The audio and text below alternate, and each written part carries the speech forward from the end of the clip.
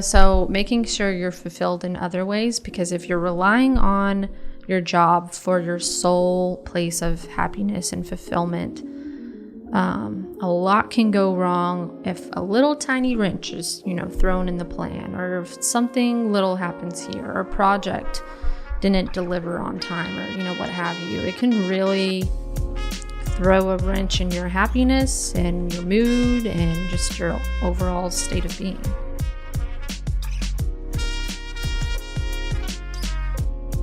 And we're back. Hiring talk. Brianna and Josh. Hello. Thanks for tuning into this week's episode of Hiring Talk. This is the segment of the HiredUp podcast where we're talking all about what's going on in current events as far as hiring, jobs, any best practices, tips and tricks for companies on the hiring side and for candidates on the job seeking side.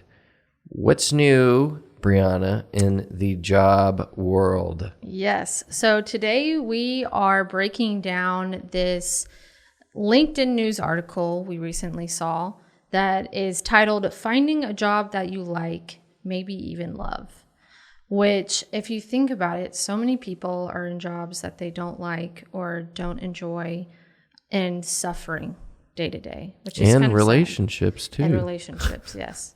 And that's something that Evan talks a lot about too, is, vetting out of companies a lot like a relationship, the job interview process. Mm-hmm. Yeah. So in this article, he kind of breaks down 3 ways that you can find a job that you will love.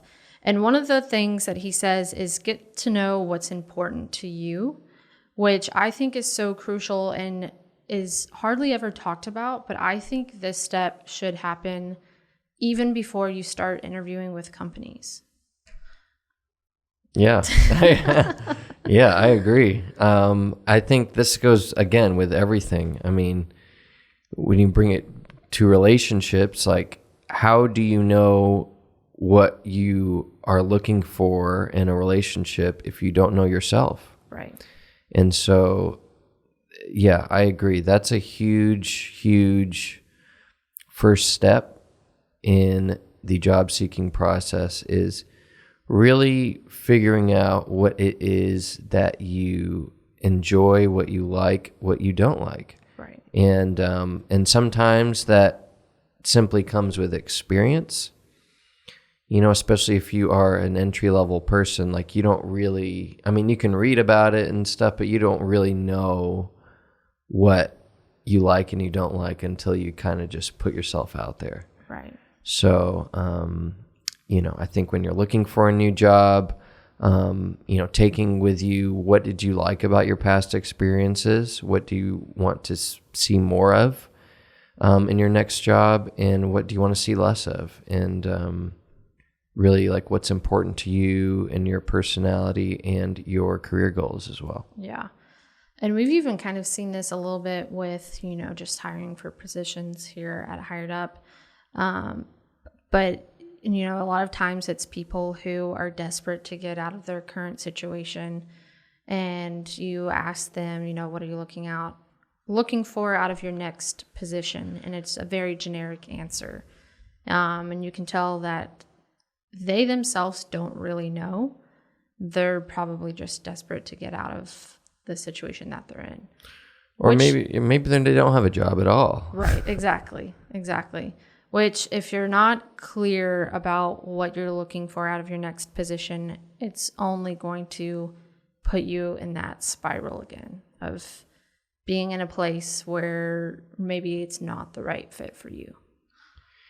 I agree. And again, just kind of going on this topic of relationships as well. It's like we all know the people, or maybe we have been the people that just go from relationship to relationship, and nothing really changes because you're not taking that time to really assess, and reflect, and really, again, understand who you are. Mm-hmm. What do you like, not what the other person likes or the other company likes. Right.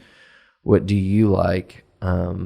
and get really comfortable with being your unique self. Yes. And I think that's going to only help in the interview process and in the position itself. Exactly. If you're confident in yourself and who you are and your talents and what you can bring, you know, there's no anxiety when it comes to the interview process, because at the end of the day, if the company's not a fit, it's not a fit. Right. And you have your boundaries and this is what you're looking for, and that simply didn't meet your unique, what you're looking for. So. Right. And when you're confident in yourself too, as, you know, a job seeker, whether you're in a relationship or what have you, you find that whenever it doesn't work out, or, you know, that interview, you know, didn't go as well, you're okay with it because you know that you're confident in yourself and it just wasn't the right path for you. Right. Whether that was the decision on the company's part or your part, you know. Right. You don't necessarily attach yourself to the outcome, Yeah. you know, in that panic fear mode. Sure. And again, it's a little tricky because with jobs, at the end of the day, it's a paycheck, you know, and it helps you do the things you need to do. Right. So it's a catch-22. Yeah. So, I mean, on one hand, yes, you should be confident in yourself. You should have a good grasp on who you are and what you're looking for and why. And but also, you know, if you are between jobs, or if you are, you know, in a current job that's really taking a toll on your mental health, that desperation's, you know, probably going to creep in anyways. Yeah. It's bound to at some level or another, you know. Right. And so just, you know, obviously the best case scenario is you're looking for a job or you're looking for a new opportunity while this current opportunity is still sustaining you. Right. So you don't have that desperation. The best position to be in. Right. Or, you know, maybe you're kind of have taken a leave, and this is something that I've done in the past. I've saved up a lot of money. Mm-hmm. I took a leave. I was like, I need to make my, I need to make my next move. I don't know exactly what it's going to be. But I was able to live off of that for a while. So, either way, just make sure that you have your safety net covered, I guess. Correct. Yeah. And then just to kind of cap that out too, I think a good thing for anyone who is looking for their next career move or going into an interview, even if you think you might know, I think it's always good to put some pen to paper and just write down so you can visually see, what am I looking for out of my next position? If it's flexibility, okay, outline what flexibility looks like. You know, really kind of get clear on your perfect company or your dream job or a type of environment that you thrive in. Right. Yeah. And I would also think weigh those out too. Right. Exactly. It's like flexibility is really important to you, but how important is it? Right. Are you willing to sacrifice some salary? Are you willing to sacrifice some other things, you know? And same goes for any other aspect that you might be looking for in your next job. So, you know, perfection doesn't exist. Yeah. That's just the way it goes.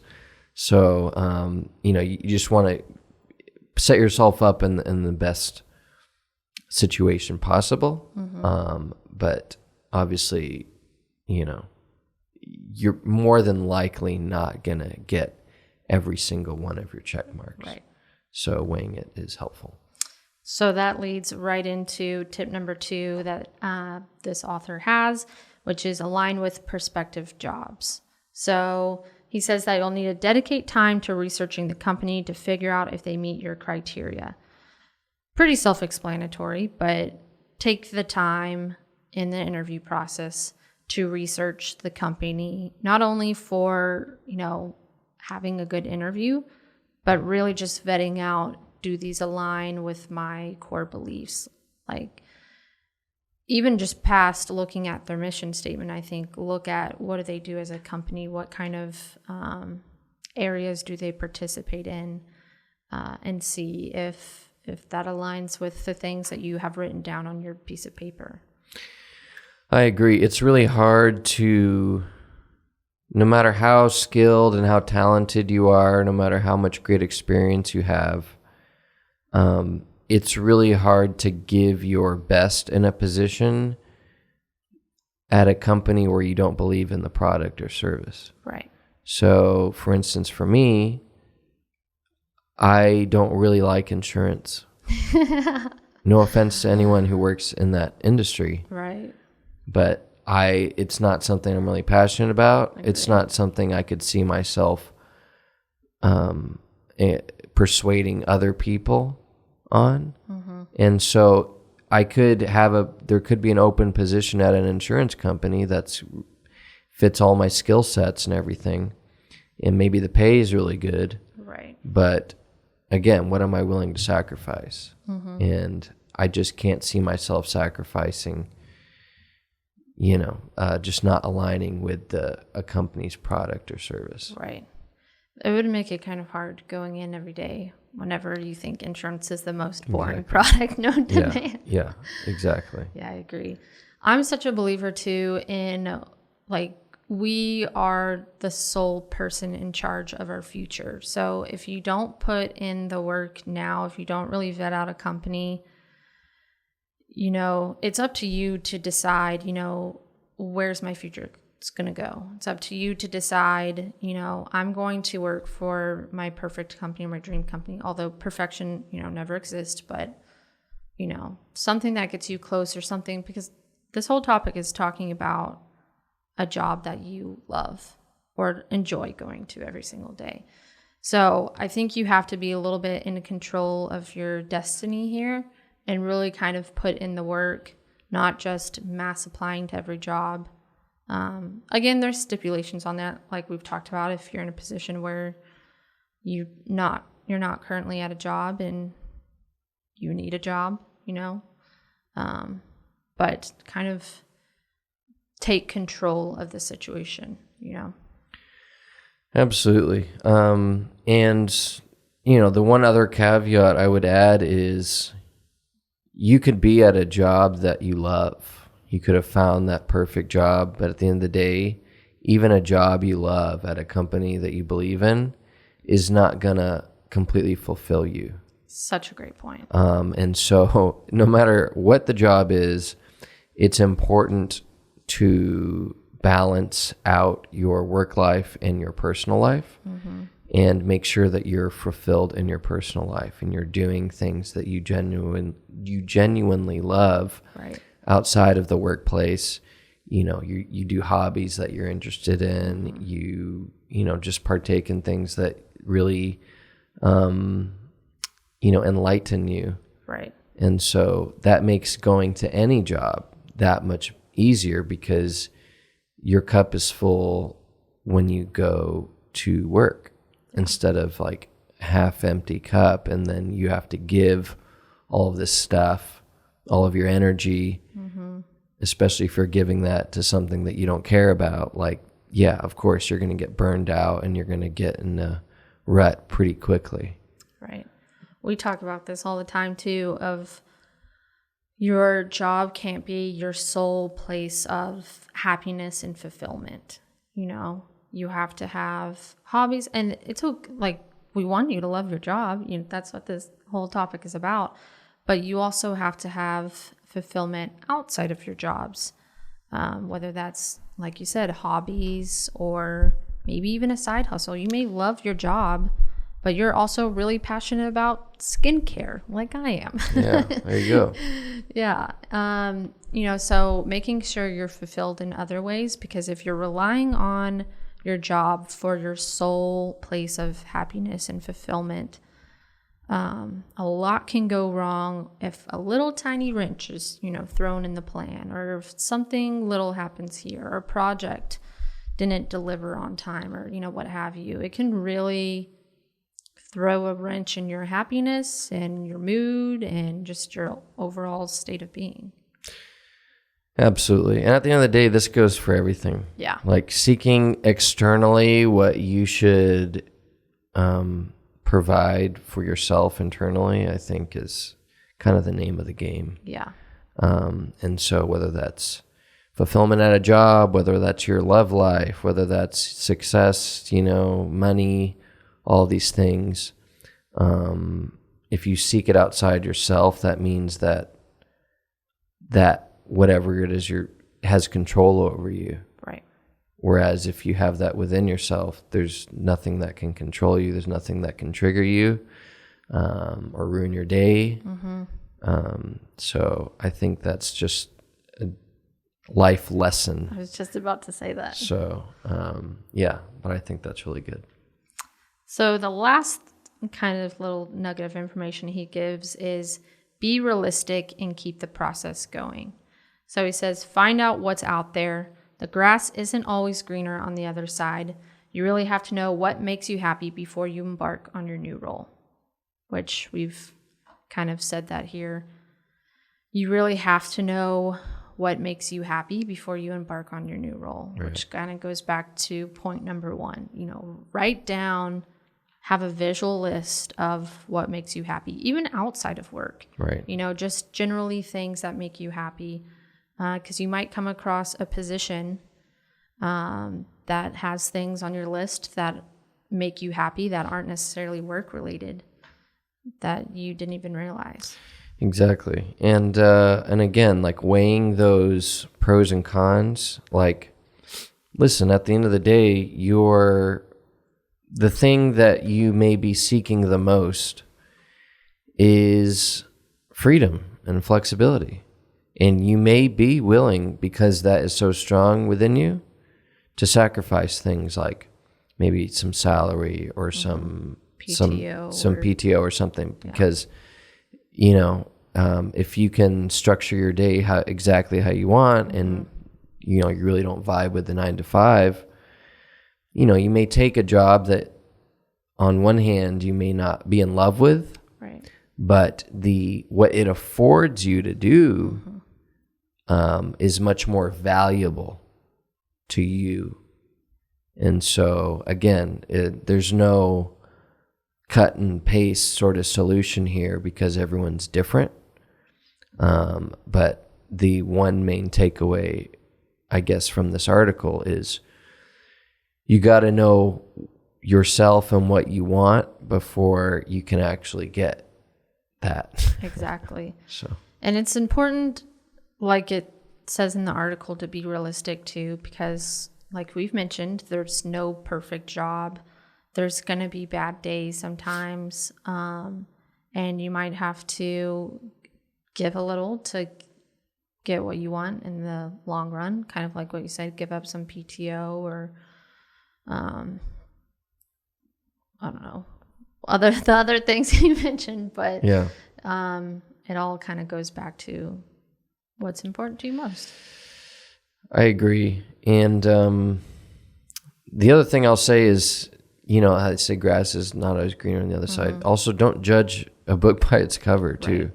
So, you could think that, Netflix, I enjoy Netflix. That means that company would be a dream company to work for. Right. Or just because you know a company or, doesn't mean you don't know anything about what goes on inside. Exactly. You may see what goes on outside and you like that. But, a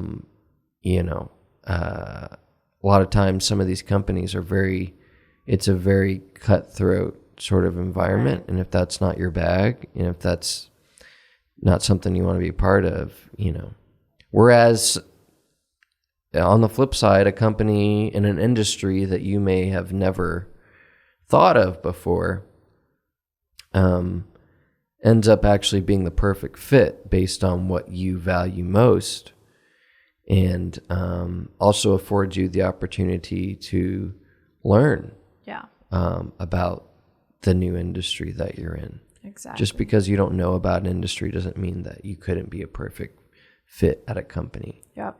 Got to be open-minded. Exactly. Alrighty. Well, I think that is everything. Kind of a short one today. Yeah. I think on future episodes, we'll give a little bit of a rundown on what is just the overall numbers in the job market. Yeah. And kind of, spend a little time talking about that and what industries are hiring at the moment. Mm-hmm. I think they'll be very helpful for a lot of people out there. I agree. But guys, hopefully you got some takeaways from this that are helpful. Again, if you need some more practices on kind of getting centered, we do have a whole series that we filmed previously with myself going over that. Mindful Minute, check it out. Instagram. Yep. You want to do any more plugs? Catch us on YouTube. We have been on YouTube a lot lately, trying to grow our presence there. So if you ever want to watch one of these podcasts, if you want to see our beautiful faces, you can head over to YouTube and watch us over there too. Absolutely. And we're trying to grow on LinkedIn as well. TikTok, we're coming for you. We're coming everywhere. So everyone watch out. Yeah, watch out. So with that, thanks for tuning in to Hiring Talk this week, and we will talk to you guys next week.